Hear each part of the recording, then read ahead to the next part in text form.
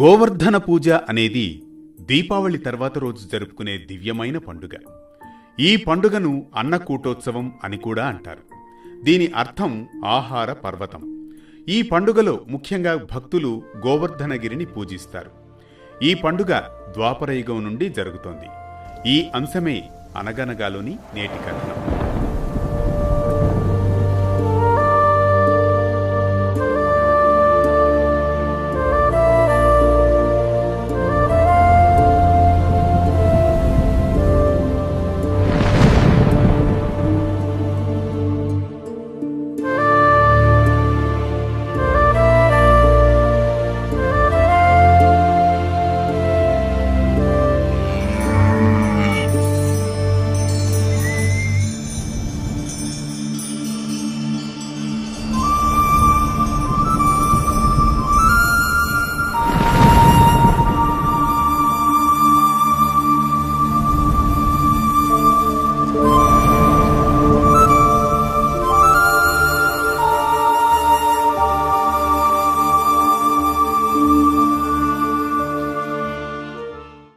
అనగనగా అది ద్వాపరయుగం.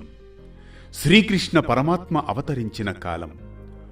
భూమి మీద ధర్మ సంస్థాపనకు అత్యంత ముఖ్యమైన యుగం. త్రేతాయుగం ముగిసిన తర్వాత భూమి మీద ధర్మం 4 పాదాల్లో 3వ పాదం తగ్గి కేవలం అర్ధభాగం మాత్రమే నిలుస్తుంది. ప్రజలు ఇంకా భక్తి శ్రద్ధలతో ఉన్న లోభం, మోసం, గర్వం మొదలైన దుర్గుణాలు మొదలవుతూ ఉంటాయి. వేదాధ్యయనం కొనసాగుతున్న ఆచరణలో తగ్గిపోయిన క్రమశిక్షణ, గురుకుల వ్యవస్థ యథాతథంగా ఉన్న విద్యార్థుల్లో లోపించిన వినయం, ప్రజల జీవనం ప్రధానంగా వ్యవసాయం, పశుపోషణ, హస్తకళలు. ప్రతి గ్రామం ఓ సజీవ సమాజంలా గోశాలలు, పంట పొలాలు, నదులు, వనాలతో అలరారే సమయం. ద్వాపరయుగంలో వ్యవసాయం సమృద్ధిగా సాగే సమయం. గోమాత, వర్షం, భూమి ఈ 3 జీవనాధారాలు.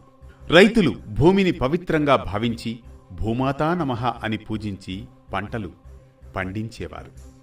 వర్షాధార వ్యవసాయం ప్రధానమైనది. గోవులు పంటలలో ముఖ్య పాత్ర పోషించేవి. రైతులు వర్షాభావం లేదా అధిక వర్షాల వల్ల బాధపడుతూ ఉండేవారు. ఈ పరిస్థితుల్లో దేవతల కృపే వారికి ఆశ్రయం. ఇదే పశుపోషణం ప్రాముఖ్యం. గోకులవాసులు ప్రతి ఏటా ఇంద్రయజ్ఞం చేస్తూ ఉండేవారు. కార్తీక మాస ఆరంభంలో ఈ పూజను నిర్వహిస్తారు. ఈ పూజకు ఆరాధ్య దైవం ఇంద్రుడు. ఇంద్రుడు తూర్పు దిక్పాలకుడు, వర్షకారకుడు. వర్షాలు కురిస్తే పంటలు బాగా పండుతాయి. అందుకే ఈ పండుగ నాడు ఇంద్రుణ్ణి పూజిస్తారు. శ్రీకృష్ణుడు శ్రీ మహావిష్ణువు అవతారమని ఇంద్రునికి తెలిసినా మానవుడిగా జన్మించాడు కనుక శ్రీకృష్ణుడు కూడా తనను పూజించాలని భావిస్తాడు ఇంద్రుడు. ఇది గ్రహించిన శ్రీకృష్ణుడు ఇంద్రుని గర్వమణచాలని సంకల్పిస్తాడు. ఎప్పటిలాగే ఇంద్రయాగం చేసే రోజు రాని వస్తుంది. గోకులంలోని వారు ఇంద్రుని పూజించేందుకు సర్వం సిద్ధం చేసుకుంటారు. వర్షదేవుడైన ఇంద్రుణ్ణి సంతృప్తిపరచి పంటలు బాగా పండాలని కోరుకుంటారు. ఇలా ఉండగా గోకులంలోని ప్రజలందరూ శ్రీకృష్ణుని ఎక్కువగా ఆరాధిస్తూ ఉండడాన్ని గమనించిన ఇంద్రుడు తన ప్రాభవం తగ్గిపోతోందని భావిస్తాడు. గోకులంలో వారందరికీ శ్రీకృష్ణుని మాటంటే వేదం. ఎందుకంటే శ్రీకృష్ణుడు ఎన్నో సందర్భాలలో ఎందరో రాక్షసుల బారి నుంచి గోకులవాసుల్ని కాపాడుతాడు. బాలకృష్ణుడు ఒకరోజు ప్రజలతో వర్షం ఇంద్రుడి వల్ల వస్తుందా లేక మన కృషి వలన అని ప్రశ్నిస్తాడు. భూమిని దున్నేది మనం, గోవులను పోషించేది మనం, చెమటోడ్చేది మనం. మరి కృతజ్ఞత ఎవరికి చూపాలని అడుగుతాడు గోకులవాసులని. అప్పుడు మీరే సెలవివ్వండి అని శ్రీకృష్ణుని శరణు కోరుతారు గోకులవాసులు. శ్రీకృష్ణుడు నవ్వుతూ, ఇంద్రుడు కాదు, మనకు జీవనాధారమైన గోవర్ధనగిరినే పూజించాలి. అదే మనకు పచ్చిక బయళ్లను, నీటిని, పశువులకు గ్రాసాన్ని ఇస్తుంది అని గోవర్ధన పూజ చేయమంటాడు.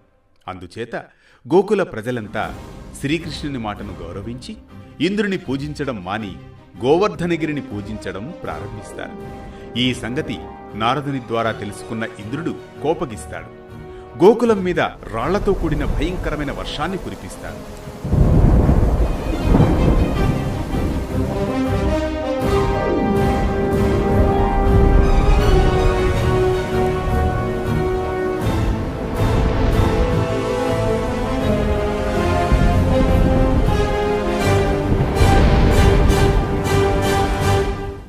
గోకులవాసులంతా శ్రీకృష్ణుని శరణు కోరుతారు.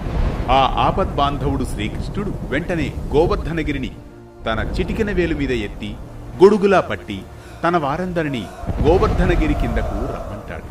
అందరూ గోవర్ధనగిరి కిందకు చేరుతారు. ఇంద్రుడు అలా 7 రాత్రులు 7 పగళ్లు రాళ్లవాన కురిపిస్తూనే ఉంటాడు.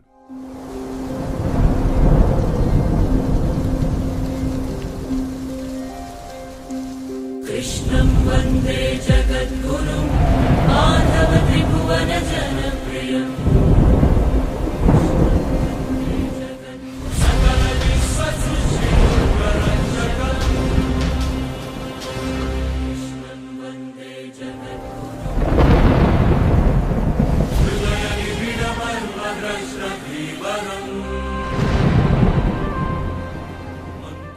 ఎవ్వరికి ఎటువంటి ఆపద కలగకుండా రక్షిస్తాడు శ్రీకృష్ణ పరమాత్మ. దీంతో ఇంద్రుడు చివరకు తెలుసుకుంటాడు, శ్రీకృష్ణుడు సాధారణ బాలుడు కాదని, విశ్వాధిపతి శ్రీ మహావిష్ణువే స్వయంగా అవతరించాడని గ్రహించి క్షమాపణలు చెబుతాడు. తన ఓటమిని అంగీకరించి తుఫానుల్ని ఆపుతాడు. అందువల్ల ఆనాటి నుండి ఈ రోజుని గోవర్ధన పర్వతానికి గౌరవం ఇచ్చే పండుగగా జరుపుకుంటారు. పర్వతానికి నైవేద్యాలు సమర్పిస్తారు. ఆనాటి నుండి ఈ గోవర్ధన పూజ దీపావళి మరుసటి రోజున ఘనంగా జరుపుకోవడం ఆనవాయితీగా వస్తుంది.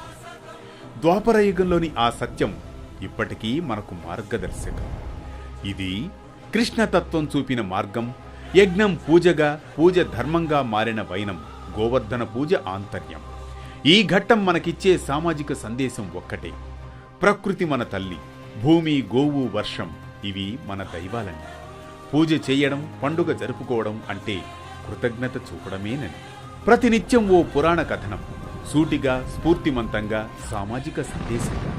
ధర్మం చెప్పే కథల సవ్వడి, జ్ఞానం చెలరేగే కథన ఒరవడి.